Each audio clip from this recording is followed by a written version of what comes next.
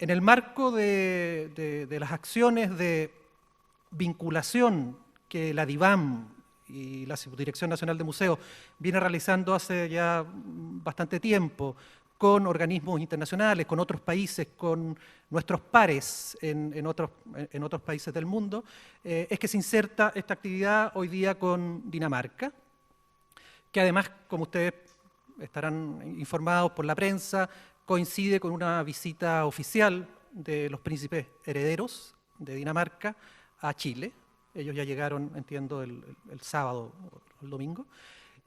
Y con nuestra institución, con la Dirección de Bibliotecas, Archivos y Museos, va a haber un par de actividades directamente relacionadas con la visita oficial, la inauguración de una exposición en el Museo Nacional de Bellas Artes y la firma de un convenio de colaboración entre la Agencia Danesa para la Cultura y la Dirección de Bibliotecas, Archivos y Museos para establecer un intercambio de profesionales y experiencias en el ámbito de los museos. Otro convenio internacional que sin duda va a ser de utilidad para todos, digamos. Entonces, en ese contexto, ese convenio se va a firmar acá en La Recoleta el día miércoles con la visita de los príncipes herederos. En ese contexto es que insertamos esta conferencia, esta presentación que nos va a hacer Ole, en la cual nos contará un poco, primero nos situará en el contexto de la situación de las instituciones culturales y los museos en Dinamarca y posteriormente el trabajo que se está realizando en este sentido. Había un especial interés en el desarrollo de proyectos vinculados al área educativa. Hay una experiencia muy interesante que se ha realizado en Dinamarca respecto a este tema, a la evaluación del impacto de los programas educativos en los museos, un tema en el cual nosotros tenemos todavía bastante que trabajar, así que no me cabe duda que lo que nos cuenten hoy día va a ser de interés y beneficio para todos. Ole Winther es el encargado de instituciones culturales, ellos consideran ahí bibliotecas, museos y zoológicos, de la Agencia Danesa para la Cultura, que depende del Ministerio de Cultura danés. Así es que sin más, agradeciendo nuevamente la presencia de todos ustedes y la de Ole, lo dejo con ustedes para que nos vaya a contar esta experiencia de los museos de Dinamarca. Muchas gracias por su presentación y por recibirme. Es un gran placer estar acá. Y tal como se dijo, de alguna manera yo soy un sustituto para una de las personas que trabaja aquí conmigo, que no pudo llegar. Así que van a tener que soportarme y espero que eso sea suficiente. Esta es mi parte del mundo. Es como yo he tenido que volar para poder llegar acá.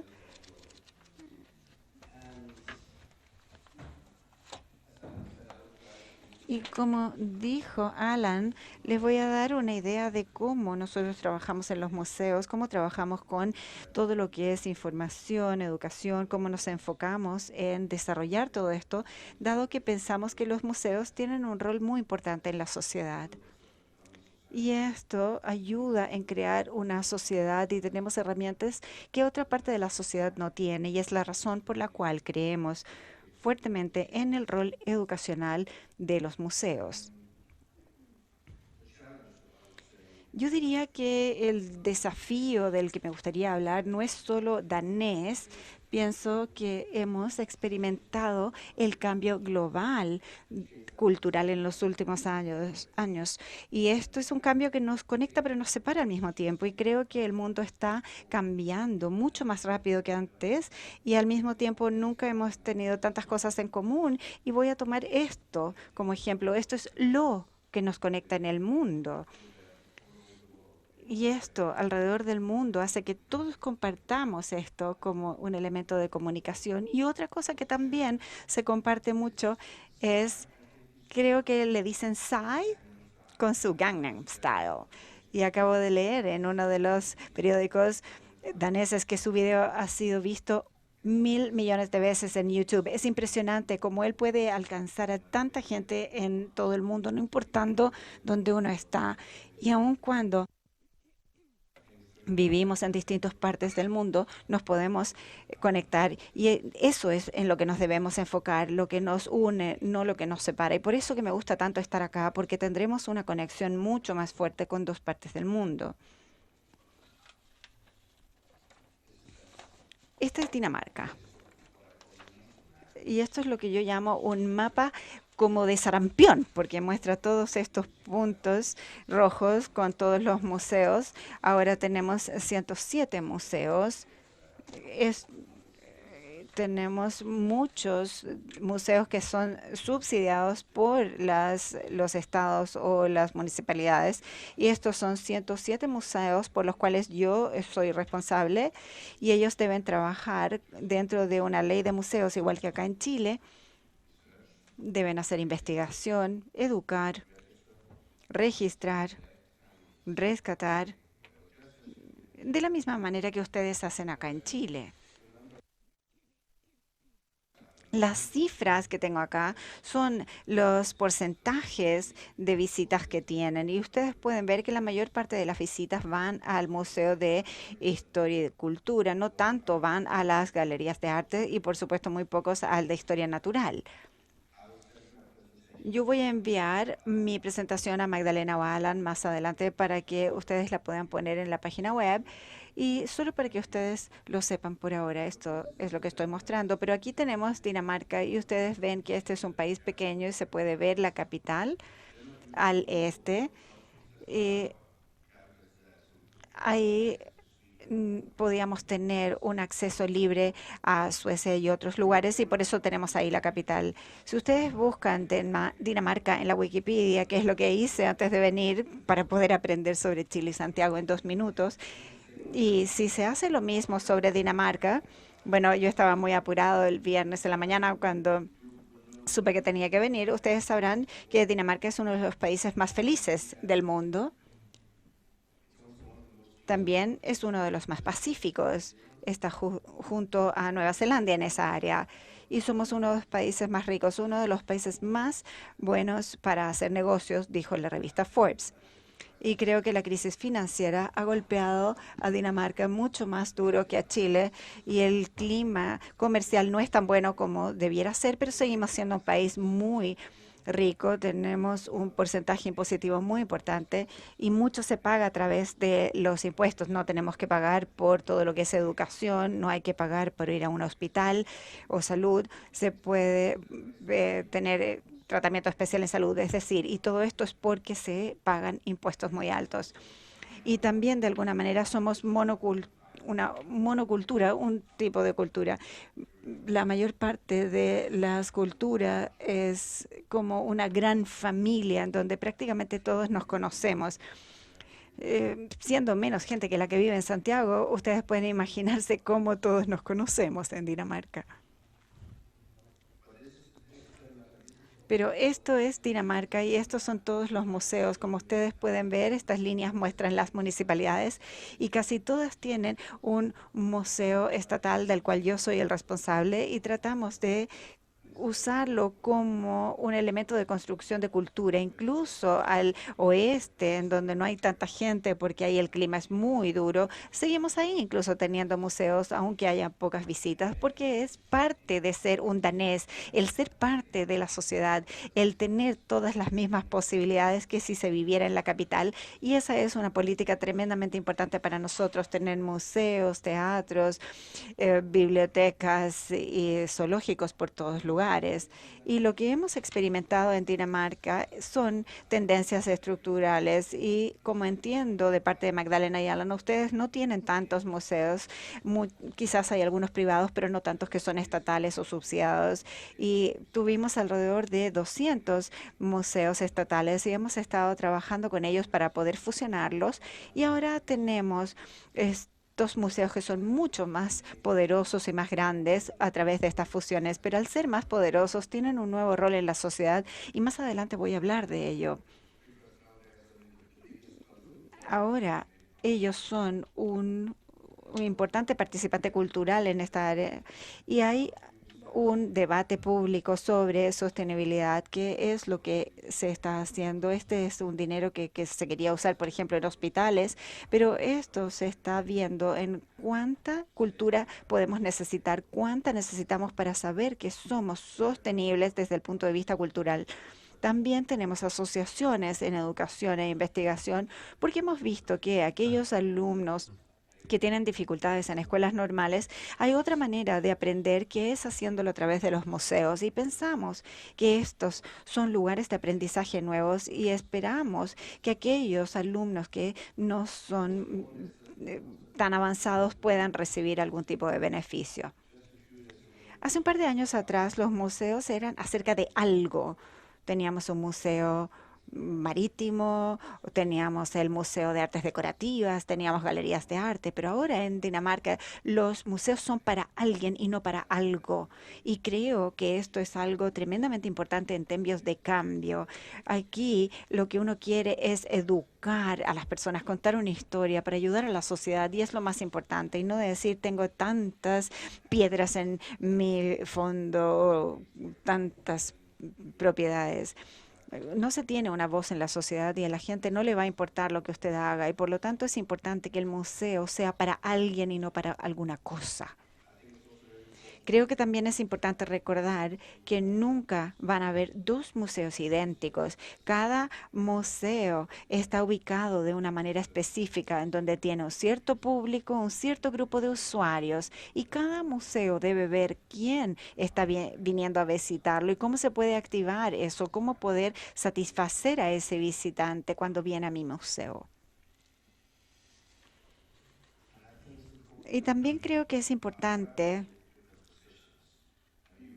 que hayan diferencias para que nos haga fuerte y poder conectarse sabiendo que se es bueno en una cosa y en otra y que vamos a trabajar juntos y así poder ser mucho más poderosos pero con mucho menos dinero, a diferencia de tratar de hacer todos solos.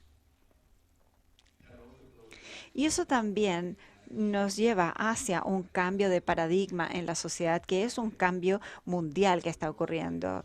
La mayor parte de los países industriales están cada vez más preocupados de los precios de los productos y he estado leyendo cómo se está pasando de China hacia África porque es mucho más barata la mano de obra ahí y cada vez nos preocupan los precios, los costos y los países industriales como Chile, como Dinamarca, nos preocupa todo lo que es el aprendizaje porque la gente se utiliza en sus mentes y no sus manos.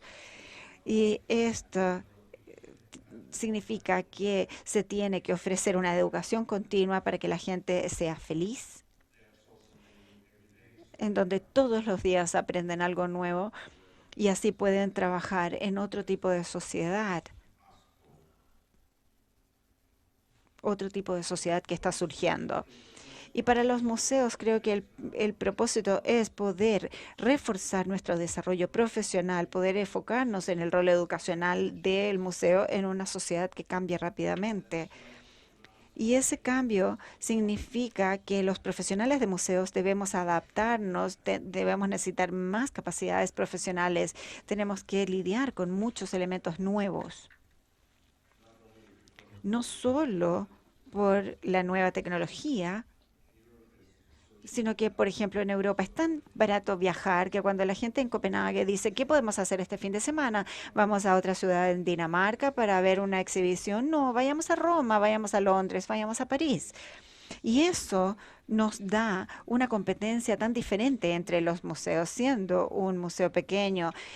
Se tiene que ser tan profesional que ustedes no pueden imaginarse, porque la gente viene del Louvre y quiere ver lo que ustedes tienen al día siguiente. Y hay una competencia que es tan dispareja que hace que mucho de lo nuestro tiene que estar puesto en toda esa actividad. Y es así como en el 2006 intentamos enfocarnos en todo lo que es educación y durante un año estuvimos trabajando la estrategia nacional para crear el rol educacional de los museos y la sociedad. Y en el 2006-2007 en el Parlamento se entregaron fondos para esta parte del museo y nos dieron 5 millones al año para que haya entrada gratuita para niños bajo 18 años de edad y también 6 millones anuales para la difusión de los museos. Y así hay gente que puede solicitar ayuda para esta área. Y esta es una parte de lo que nosotros llamamos libros blancos en Dinamarca. Es una serie que son documentos que ayudan a los políticos a tomar decisiones. Y esto está en todas las áreas. En este caso es para educación y difusión. Y como ustedes pueden ver, tenemos 11 millones de dólares al año, que es mucho dinero incluso para Dinamarca, pero ese dinero nos ha dado la posibilidad de tener puntos de acción, que es encuestas de usuarios, y voy a mencionarlo más adelante. Tenemos distintos programas diferentes en donde se podría decir que la estrategia cae en dos partes, que es tanto didáctica que está desarrollada dentro y para los museos con 4 puntos, que son las investigaciones, redes nacionales de museos, seminarios, cursos. Eso significa que invertimos mucho dinero para poder capacitar al equipo de los museos. Los profesionales son realmente profesionales y pueden trabajar de esa manera. Y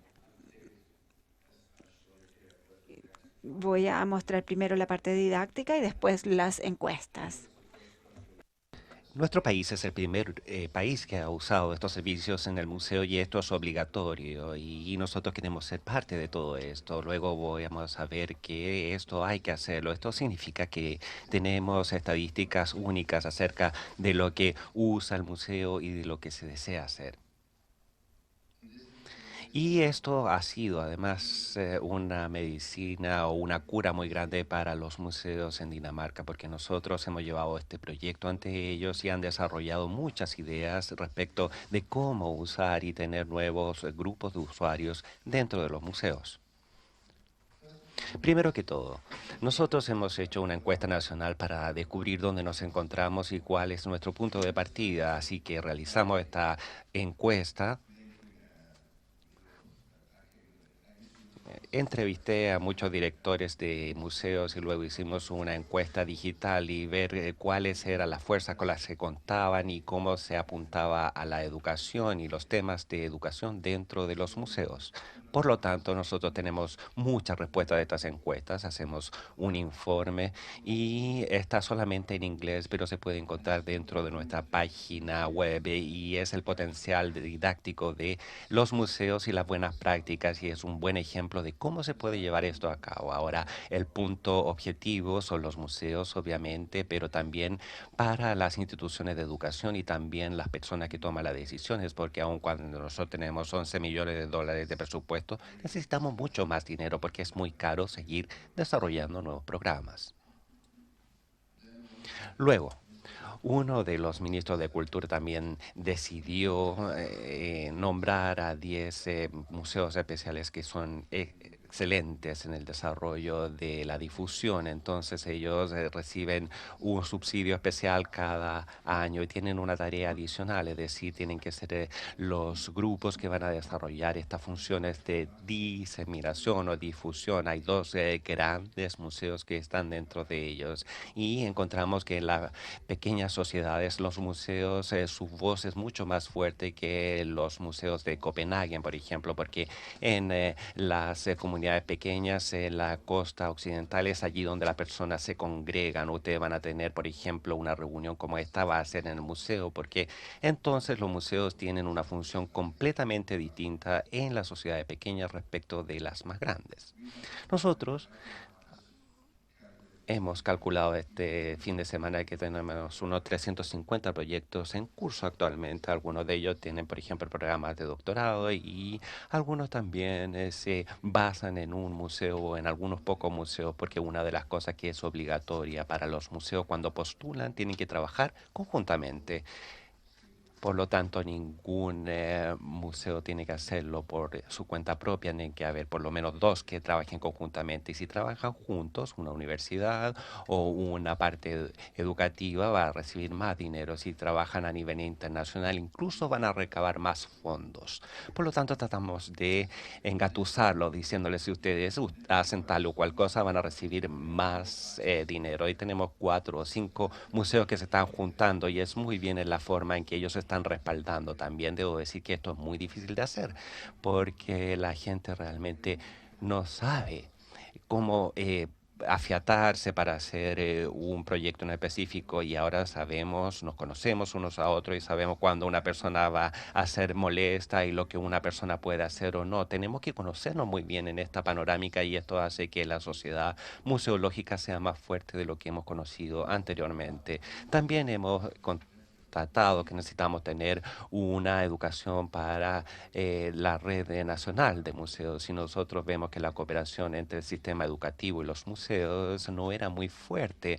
Y bueno, saltábamos de una parte a otra y realmente no teníamos como una carretera que uniera los puntos. Y hemos encontrado 3 puntos regionales, uno en el occidente, luego en el centro y en Copenhague, donde las instituciones se juntan y ven lo que se necesitan para los niños más pequeños, los niños que se encuentran también en la mitad de la escuela preparatoria o básica, y nosotros nos hemos centrado allí. Bueno, las escuelas tienen ciertas metas, por ejemplo, el primer curso en el primer grado tienen que cumplir con ciertas metas cuando están en primero básico. Entonces, sí hay que aprender acerca de la época medieval, se van a desarrollar cursos sobre la historia medieval y va a haber algunas exhibiciones que van a hablar acerca de ese tiempo en particular. Como dije anteriormente, nosotros también hemos constatado que algunos de los estudiantes tienen dificultades para ir a una escuela normal y sentarse en un aula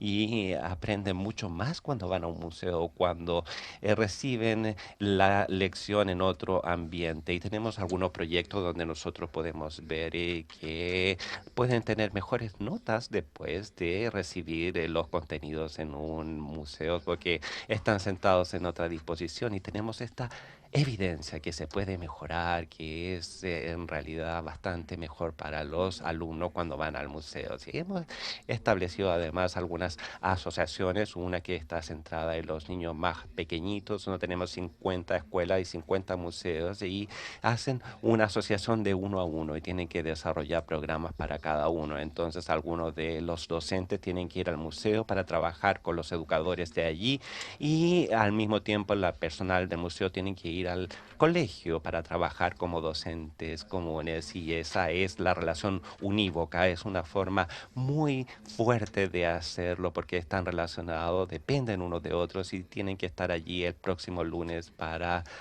hacer tal o cual cosa y esto realmente trabaja muy bien y además hemos tenido un muy buen resultado y además hemos tratado de hacer lo mismo para los jóvenes. Esto es más difícil porque cuando uno tiene 13, 14 o 15 años realmente no se preocupa de los museos ya. No sé por qué, tal vez sea las hormonas, algo que sucede en esa edad, pero ahí uno no está muy interesado en los museos cuando tiene la edad de adolescencia. Bueno, hay un gran camino por recorrer y estamos determinados a hacer las mismas asociaciones en este respecto, pero podemos ver cómo esto va a funcionar en el futuro. Y luego hemos hecho esta página de inicio donde los museos pueden poner sus cursos, sus exhibiciones y además pueden ver lo que hay que hacer la próxima semana y etcétera. Y ya vemos que hay algo sobre física, etcétera. Y podemos ver que se puede asistir, por ejemplo, el próximo martes con 20 estudiantes y el museo puede conceder a hacer esta actividad. Y y reciben todo el material escrito para que el docente pueda preparar la clase para ir al museo. Esta es la plataforma que tenemos para la parte educativa de los museos y es bastante buena. Puede ser el mapa de Dinamarca con las diferentes regiones, 5 regiones, y pueden ver lo que está disponible para en esa época que corresponde a las antiguas regiones. Y además esto es muy bueno para los docentes porque eh, pueden invitar a actividades de concierto o teatrales y entonces es muy importante tener esta página, este sitio web, porque allí muestran las actividades y además todo esto ha sido financiado por el museo, así que realmente lo recomiendo. Si ustedes pueden tener un museo electrónico o un museo educacional para poder desarrollar esto, es realmente una muy buena iniciativa. Ahora bien, esto es las conclusiones que nosotros tenemos respecto de estos proyectos educativos que hemos desarrollado. Tenemos que reconocer y aceptar el hecho que los museos son centros educativos y también entregan una alternativa didáctica y es un recurso muy valioso para el siglo XXI. Ese es nuestro debate de lo que se trata y nosotros necesitamos aceptar y los políticos también deberían aceptar este punto.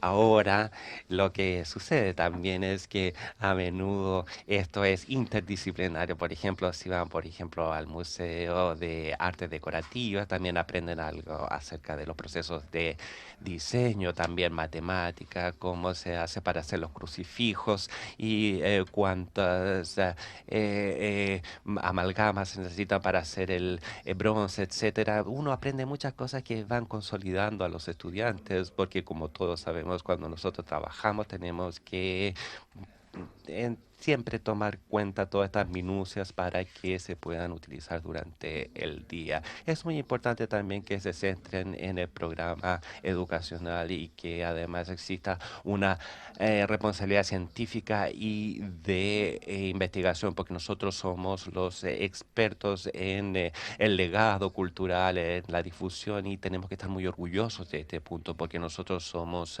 los expertos, los profesores son los expertos en pedagogía y nosotros por nuestra parte, nosotros conocemos otras cosas y tenemos que trabajar conjuntamente. Lo que nosotros también podemos ver es que todos los programas educacionales son muy altos en cuanto a estándares. Y al estar en todas partes del mundo con esta charla, en todos los países que yo he estado, vemos que los profesionales son profesionales reales, que tienen muy altas normas cuando hacen una exposición, cuando tratan de hacer programas educacionales, porque estamos muy orgullosos de lo que hacemos. Y no solamente es nuestra forma de ganarnos la vida, sino que es nuestra pasión. Y además no es solamente un trabajo de 7 u 8 horas de trabajo al día, tenemos estándares muy altos y tenemos que estamos muy orgullosos de eso porque es uno de nuestros grandes activos. Y como dije anteriormente, tienen que recordar que si trabajamos juntos, tenemos que saber que dos manos trabajan mejor que una sola. Y bueno, Kennedy dijo, por ejemplo, cuando hablaba en 1960, decía que nosotros unidos venceremos y separados vamos a ser derrocados. Lo mismo se aplica para los museos porque nosotros podemos hacer muchas cosas trabajando juntas, palmo a palmo. Luego, no vamos a tener tiempo para preguntas. Si tienen preguntas sobre este segmento, porque ahora me gustaría pasar al sondeo sobre los usuarios, con mucho más estadísticas. Y si tienen preguntas, por favor, las pueden reservar si es que pueden esperar, porque creo que vamos a tener tiempo para un cafecito, un vaso de agua. Así que si no se preocupan por cantar precipitadamente en el micrófono, pueden esperar un ratito más.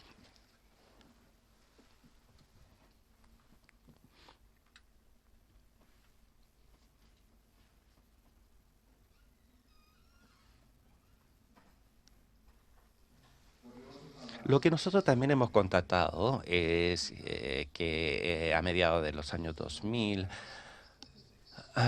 había muchas estadísticas, había falta de estadísticas y Además, los zoológicos y los acuarios saben mucho en detalle respecto de cuántas personas van, cuánto dinero gastan, gastan en frente, por ejemplo, de el elefante, de los diferentes animales, pero nosotros no lo sabemos en los museos. Muchos directores de los museos dicen, nosotros tenemos 4 exposiciones ahora, pero no sé cuánto tiempo la gente pasa en cada una de las exposiciones.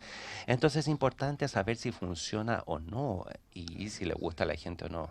Eso es lo que decían al menos hace 5 años. Entonces estamos tratando ahora y estamos muy concentrados en tener estas encuestas de usuarios. Hemos hecho 3. Tenemos una anual para los usuarios y luego tenemos una que hacemos solamente una vez al año para los usuarios de la web y para los no usuarios. Ha sido muy difícil poder llegar a los que no son habitués de los museos. Tenemos que decir que esta es una herramienta de gestión porque un museo es una empresa como cualquier otra cosa y si uno no tiene un éxito financiero finalmente lo van a clausurar. Entonces esto es muy importante tomar en cuenta. Si tienen más personas visitando van a recibir más dinero, pueden hacer más proyectos y por lo tanto pueden ser una parte más contundente y además los museos tienen que ser administrados como cualquier otra cosa, lo que quiere decir que nosotros necesitamos profesionales fuertes, directores fuertes y desde mi perspectiva, quiero que mi director sea profesional porque o si no, otra persona podría dirigir el museo. Eso es una parte de hacerlo en la sociedad moderna, de trabajar como profesional. Así que estamos muy centrados en este punto y debo decir que existe este sondeo de usuario nacional que donde queremos tener una panorámica de los usuarios de los museos y como mostré en diapositivas anteriores tenemos 11 millones de visitantes en los museos de Dinamarca, lo que es bastante bueno. Los daneses van mucho a los museos, lo que no sabíamos por qué iban y cuándo iban a visitarlos y con qué frecuencia. Y eso es lo que queríamos además detectar y como he escrito aquí en rojo pueden encontrar este informe anual en el año 2011 en español porque fui a México, así que lo tuve que traducir al español. Ahí pueden ver cómo lo usamos. Pero lo que queríamos hacer era poder calificar esta encuesta y poder otorgársela a los museos para que todos pudieran saber cómo compartir las experiencias de museos e incluirlas en las necesidades de los museos. Y elegimos a un consultor externo y esto es como cualquier tipo de encuesta en donde alguien le llama y le pregunta qué es lo que usted piensa de esto, otro, pero eso no funcionó.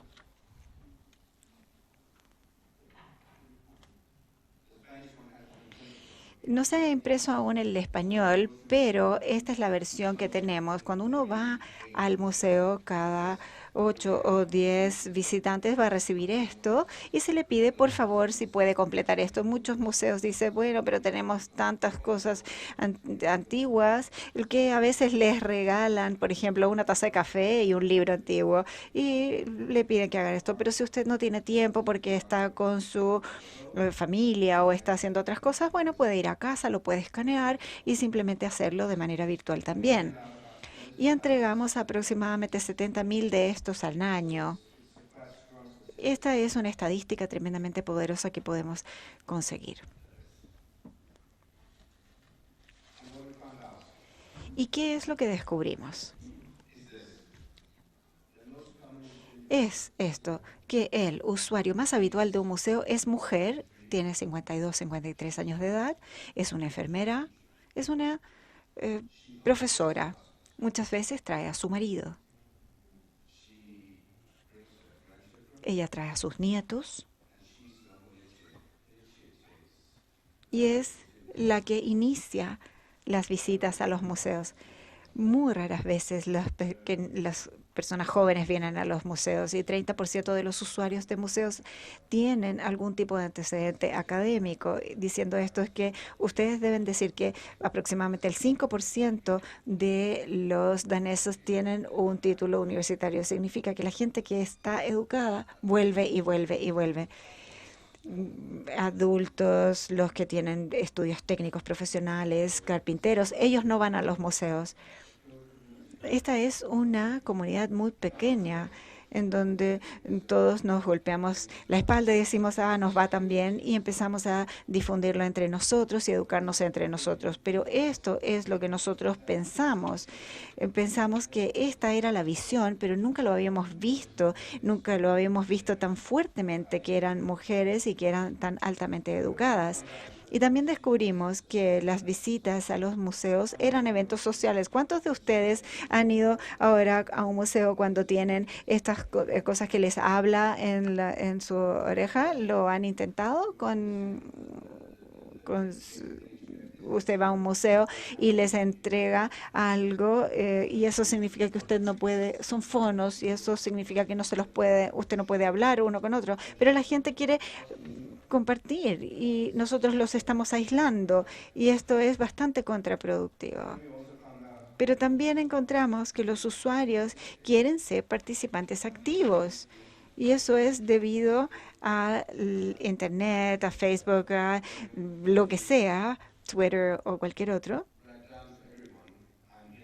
Y esto dice a todos que estoy aquí, o quizás debía haber estado en el Facebook para que todo el mundo sepa que vine acá, pero eso lo haré después. Pero eso es lo que hacemos hoy, para que la gente sepa dónde estamos y así a todos les gusta. Uno siempre decimos, gusta, gusta, gusta, gusta, gusta, y al siguiente día volvemos a hacerlo. Y es así como le mostramos a la gente quiénes somos y qué hacemos. Pero la gente quiere ser activa dentro de los museos. Y luego hicimos una encuesta sobre los usuarios en la web. Porque ¿cómo se trabaja con la página web? ¿Cuántos de ustedes tienen alguna política para sus páginas web? ¿Nadie? ¿Quién sí la tiene? Pero descubrimos que era igual en Dinamarca. Muchos museos tienen páginas web para mostrar cuando están abiertos, cuando están cerrados, lo que vendemos en la tienda y dónde estacionarse. Pero lo que vemos en cómo se usa la Internet ahora es que ellos pueden estar en Sri Lanka y estar interesados en algo de la etapa medieval de Dinamarca y poder usar la página web para saber cualquier cosa. La misma forma que nosotros en Dinamarca queremos saber sobre tiempos prehistóricos y vamos a Internet, pero vamos primero a la página web del museo y vemos qué trabajos tienen, qué exhibiciones y qué se puede hacer.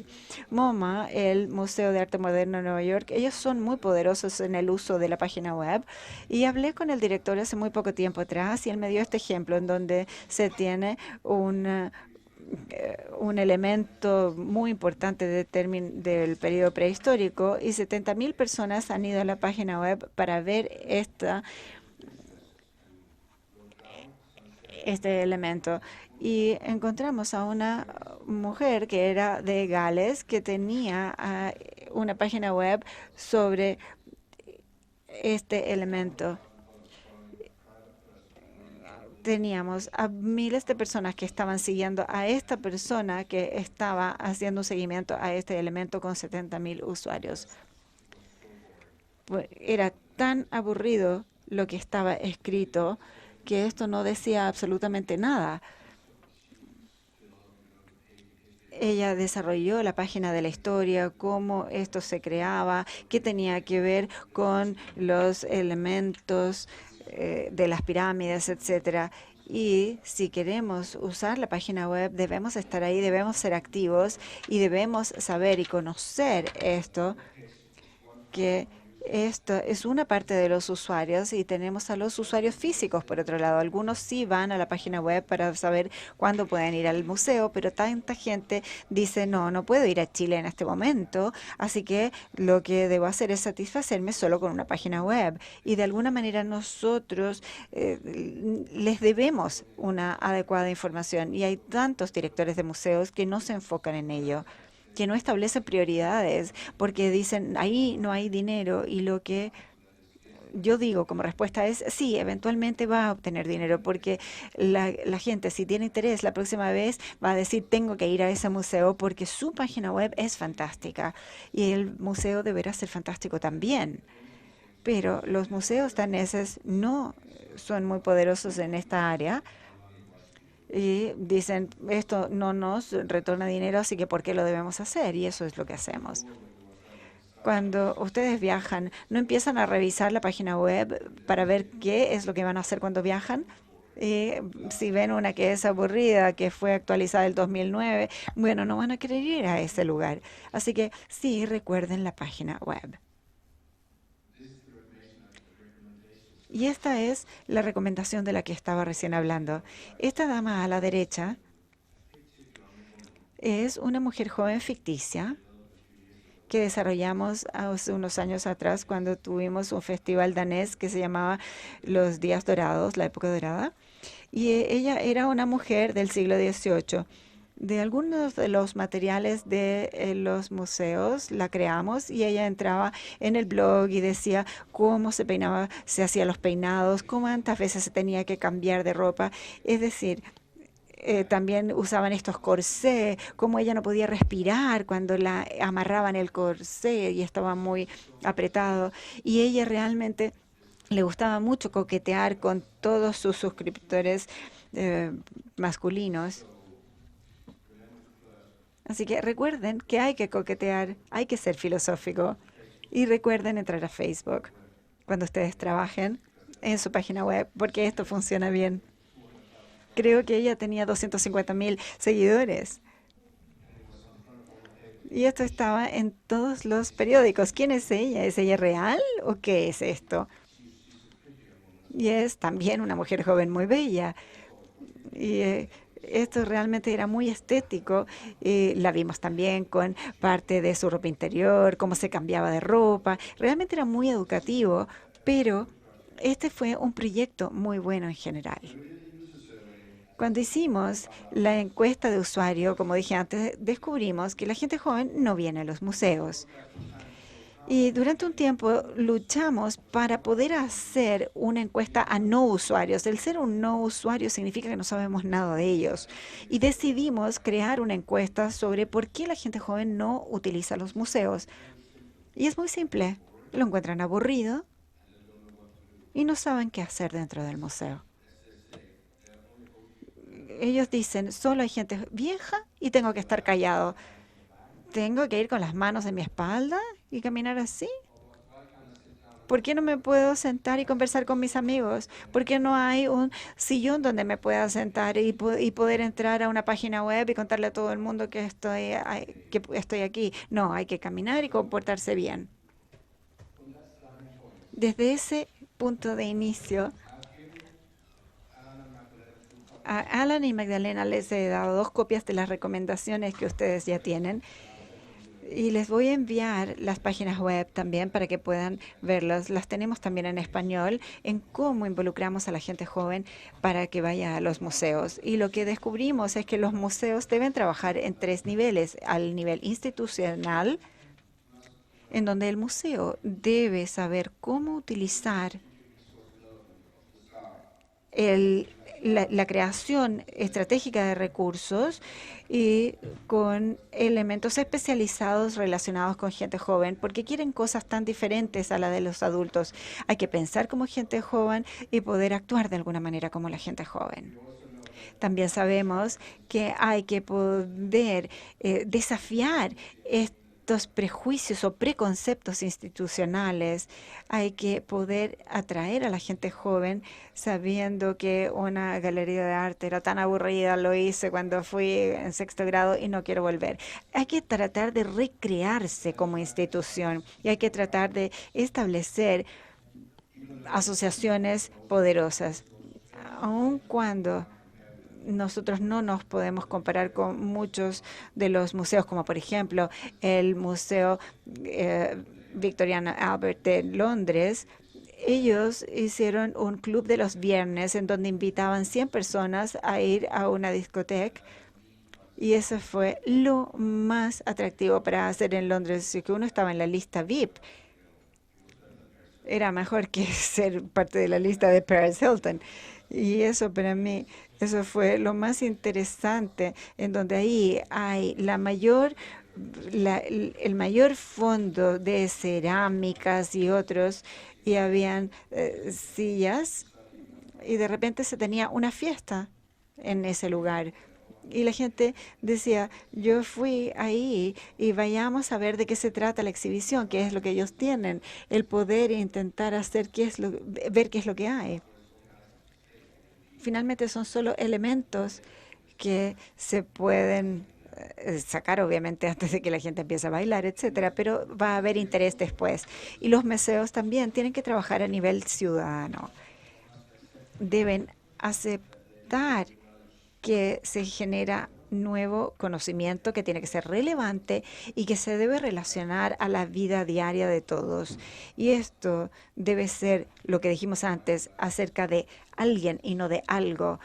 ¿Qué es lo que es interesante para mí si tengo que ir a ver algo que es de piedra, por ejemplo? Pero cómo la gente lo utilizaba, cómo se fabricó, si es que esto significó algún tipo de muerte.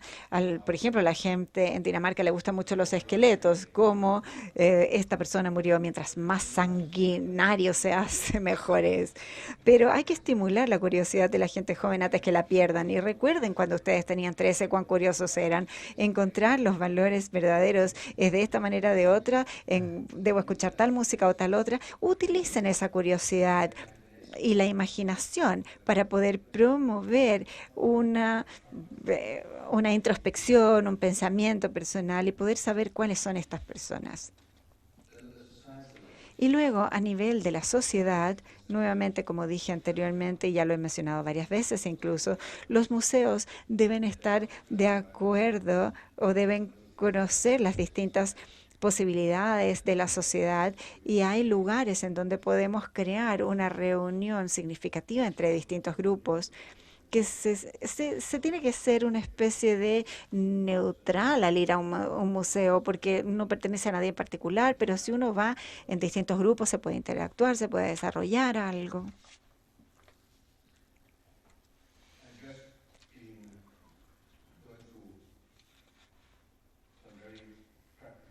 Y solo yendo hacia elementos muy prácticos que dicen todos los cuestionarios y que mucha gente no recuerda, es por favor, recuerde lo básico, una tienda, un café.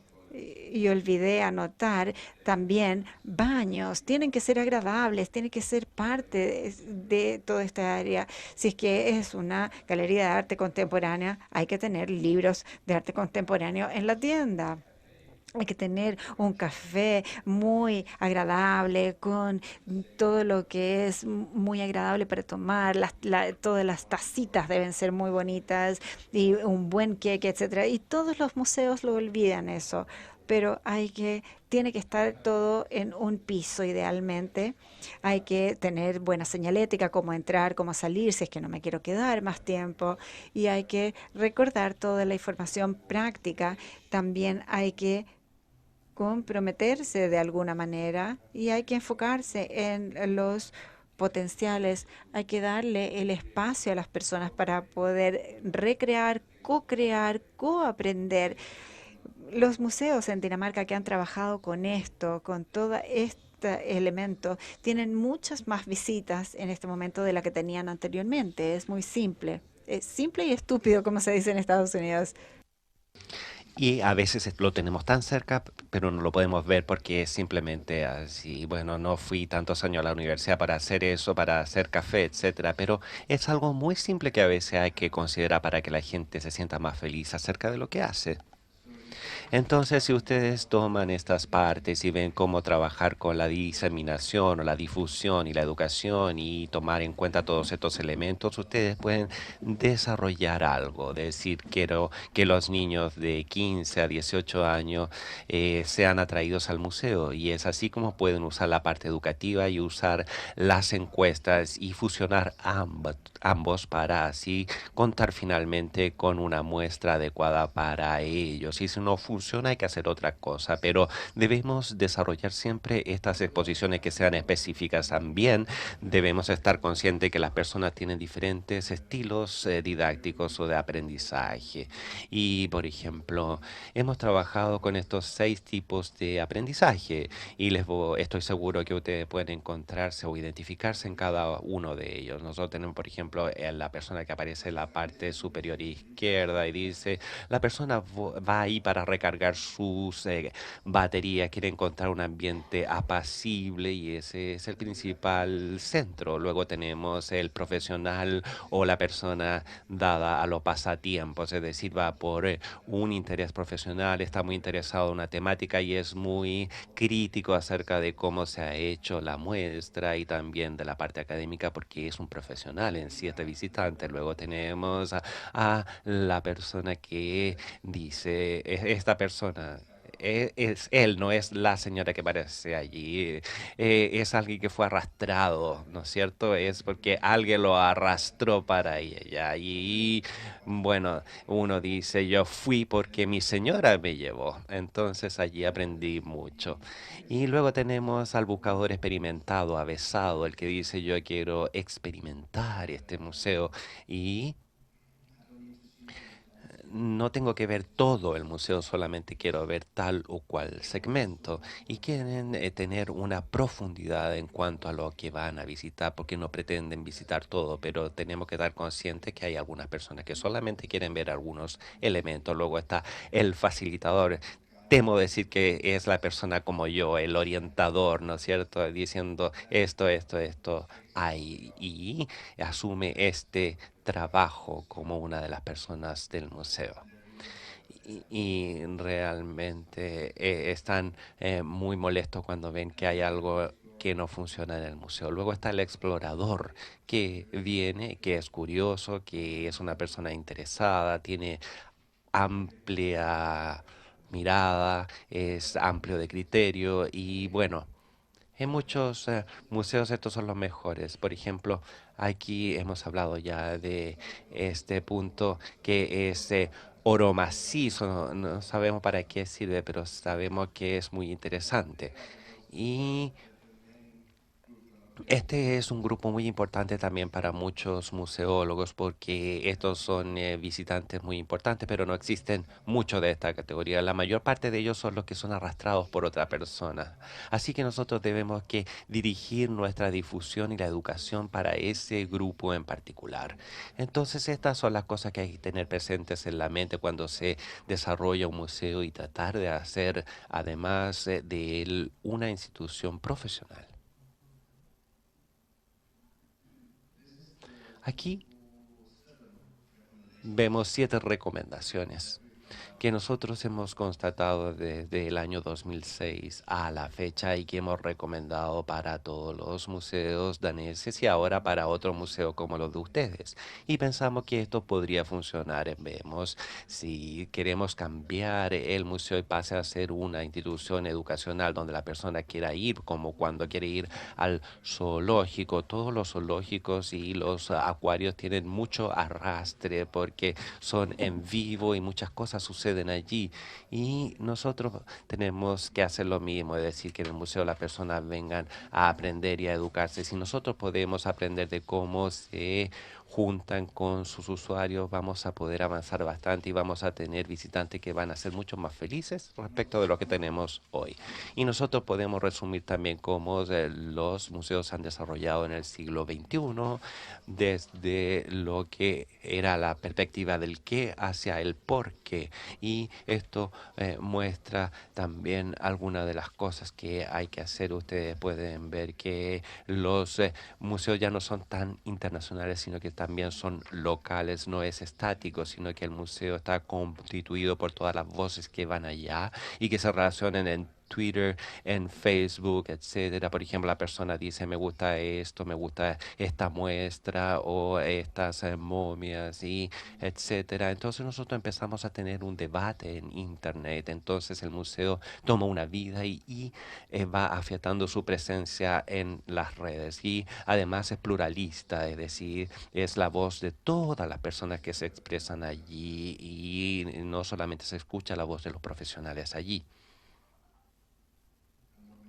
Y en lo que nos tenemos que concentrar es que siempre hay unas prioridades que se cambian en lo sucesivo. Aquí podemos ver un el letrero del tráfico, quiere decir que algo ha cambiado y lo tengo yo en mi oficina, de hecho, porque dice que siempre hay alguna prioridad que está cambiando en lo sucesivo. Y me gustaría decir ahora finalmente que a veces tenemos que recordar el artículo 27 de la Declaración Universal de los Derechos Humanos, que dice que todo el mundo tiene el derecho a participar en la vida cultural de la comunidad y además poder compartir todos los adelantos científicos y sus beneficios. Y además la palabra que recalco aquí, libremente, libremente. Y yo creo que los museos pueden dar apoyo a esto desarrollándolos, desarrollando muestras, además encontrando o cumpliendo con la necesidad de todos los usuarios. Es algo obligatorio de nuestra parte, de decir nosotros tenemos que asumir esta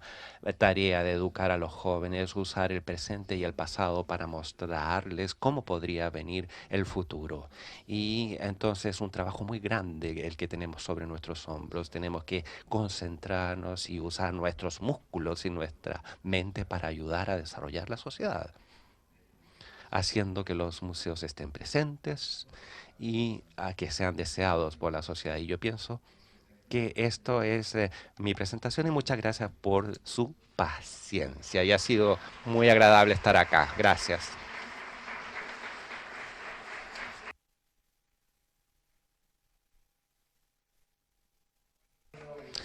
No sé si hay alguna pregunta ahora, si vamos a intentar ahora las preguntas.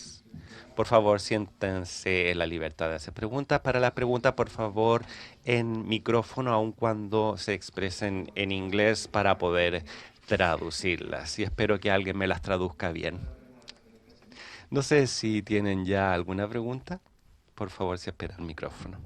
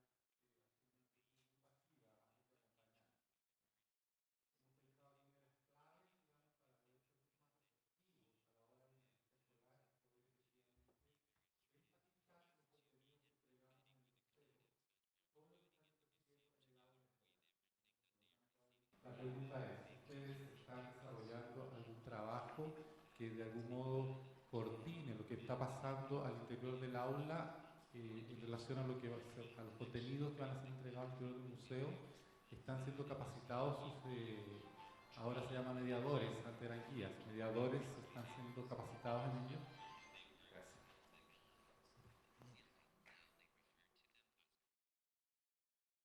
Gracias. Muchas gracias. Sí, yo no diría que nosotros tengamos como una receta respecto de cómo hacerlo, porque esto depende de quiénes son las personas y es por eso que nosotros estamos haciendo estas asociaciones donde cada una de las partes tiene que contribuir. Algunas escuelas y museos han celebrado contratos estándares diciendo si el museo pasa 50 horas en un semestre en una escuela, la escuela tiene que pasar 50 horas al revés, es decir, entonces para poder ver que tengan el mismo tiempo y energía para poder dar pie a estas asociaciones, y también tenemos que ver que los errores que hemos cometido, porque hacemos que los cursos pasen por todo el museo, al menos en Dinamarca tienen que ver todo el museo porque se considera de igual importancia. Entonces, al contrario, tendríamos que ver qué es lo que los niños quieren ver y nos quedamos aquí, nos quedamos con los estudiantes. Sí, entonces tenemos muchos departamentos y ahora nos vamos a centrar, sin embargo, en este segmento, en esta parte del museo, y vamos a tener un profesional, y nosotros hablamos del anfitrión del museo, a lo que usted se refería como el facilitador, es decir, cada uno tiene su parte para educar al curso, y tienen a dos docentes al mismo tiempo cuando están en el museo, mientras que en la escuela tienen un solo docente, y es por eso que están co-creando a los adultos que trabajan allí. Y así es que hay que ponerle mucho acento a las asociaciones y cómo se articulan estas asociaciones. También hay que recibir algo de vuelta de las escuelas, no solamente el museo el que va a dar algo a las escuelas, sino que también tiene que haber una retribución de la otra parte.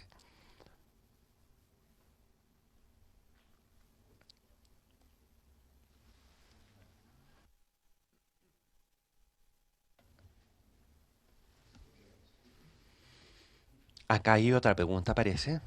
Si le pueden hacer llegar el micrófono primero. Buenos días. Soy Franklin Troncoso del Museo de Historia Natural y me interesa saber cómo toman ustedes, si tienen programa de educación ambiental, patrimonio natural, en los diversos museos en Dinamarca y programas atingentes a la educación y a los colegios. ¿Qué función cumplen? Y los museos de historia natural, ¿cómo trabajan este tema? Eso me interesa saber.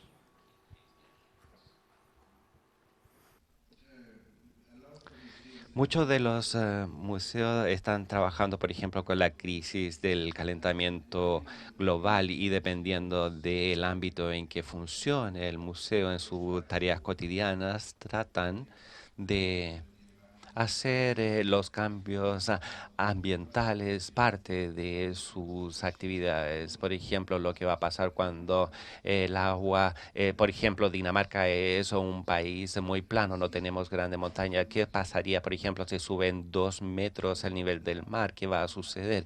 ¿Qué va a suceder con nuestra sociedad? Y esto ha sucedido en los últimos millones de años. Hemos tenido, por ejemplo, antiguas aldeas en Dinamarca. Entonces están tratando de mostrar esto. ¿Qué pasa cuando las personas tratan de cambiar el medio ambiente y cómo funciona? Y el tema ambiental yo diría que es algo muy importante en muchos museos, y también en toda la parte relativa a los artes, en las galerías de arte pueden encontrar, por ejemplo, los dinosaurios y cómo era el mundo hace 10.000 años, y entonces 2 millones de años. Entonces, cómo podemos ver los asuntos contemporáneos y todos los temas que estamos enfrentando, y diciendo que el mundo siempre ha estado en evolución, pero los cambios hoy día son más expeditos de lo que era anteriormente, y nosotros lo vemos especialmente en el caso de los adolescentes, porque ellos se pueden relacionar con este tema.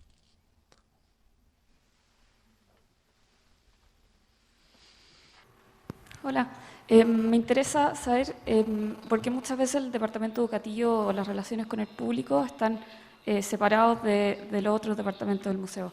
Y quería saber cómo habían logrado permear y convertir esto del tema educativo y del tema de aprendizaje en un ethos como en toda la institución que traspase más allá de la actividad hacia cómo se plantean las exposiciones, cómo se desarrollan las investigaciones, en fin, cómo se transmite eso en el museo.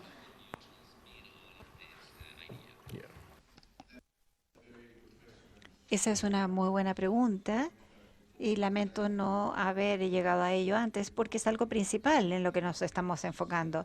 Tal como usted dice, en Dinamarca tenemos distintos departamentos haciendo distintas cosas dentro de un museo Y cuando esto funciona, la gente trabaja toda junta. El departamento en el que yo trabajo, la agencia, yo trabajo mucho con ellos. Justo antes de que se cumpla el periodo de tiempo, decimos, ¿y qué pasa con la prensa? Debemos hacer una conferencia de prensa y tenemos que empezar todo de nuevo. Entonces es lo mismo en un museo. Si no se piensa en la difusión, en los usuarios desde un principio, entonces estoy seguro que no se va a hacer exitoso, porque esto es lo que la gente ve. Es así como ellos cumplen con la investigación en un museo, de tal manera que si los investigadores, quienes hacen la difusión, etcétera, dicen, bueno, es una persona muy inteligente, pero tendremos que contarlo de una manera X, si no, nadie se va a quedar ahí dentro. Es decir, hay que hacer que la gente trabaje junta, hay que realmente crear grupos de proyectos cuando hay una nueva exhibición, porque todos contribuyen con su área de experiencia y así. Si, por ejemplo, tenemos, por ejemplo, a un investigador que dice, esta es mi investigación, por favor, conviértala en una exhibición. Ahí podemos garantizar que eso prácticamente va a fracasar, porque ahí perdemos algo que es tremendamente importante de todo lo que es este camino. Y cuando esto funciona, como lo veo en Dinamarca, es ahí donde tenemos estos grupos de proyectos y tenemos una administración profesional que dice, sí, esta es la manera en que vamos a trabajar, debemos cambiar la organización para poder cumplir con nuestros usuarios, para que exista cierto elemento en vez de lo estático que existía antes. Entonces, nuevamente, esto es un asunto de gestión, de administración. Ese es mi punto de vista.